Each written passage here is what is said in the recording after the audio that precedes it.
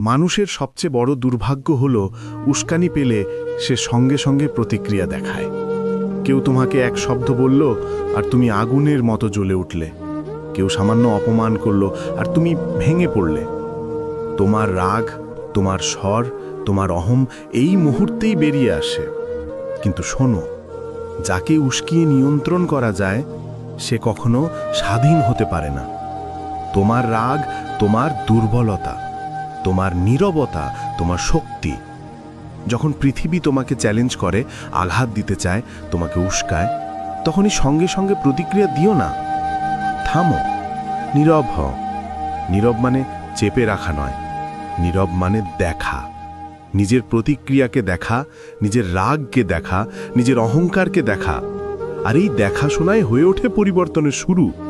মনে রেখো, যে ব্যক্তি নীরবতায় উত্তর দেয় সে কারো কাছে হারেও না। কারণ নীরবতায় মন নেই, নীরবতায় শান্তি আছে, নীরবতায় প্রজ্ঞা আছে। গালির জবাব গালি দিয়ে দেওয়া খুব সহজ, কিন্তু গালির সামনে নীরব থাকা, তার জন্য সত্যিকারের শক্তি লাগে।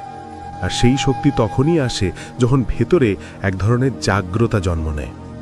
মনে রাখবে, উস্কাতে পেয়ে প্রতিক্রিয়া দেওয়া মানে অন্যের হাতে নিজের সুতো তুলে দেওয়া, কিন্তু উস্কানির মাঝেও নীরব থাকা এটাই ঘোষণা যে এখন তোমার ভয় তোমার হাতেই।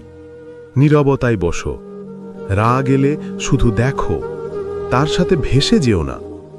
ধীরে ধীরে সেই নীরবতাই তোমাকে এক অজেয় শক্তিতে রূপান্তরিত করবে। আর সেই দিন তুমি বুঝবে যে ঝগড়ায় জয়ী হলো সে বড় নয়, যে নীরবতায় অটল রইল সেই সত্যিকার বড়। কারণ নীরবতার মধ্যেই তোমার আসল শক্তি লুকিয়ে আছে।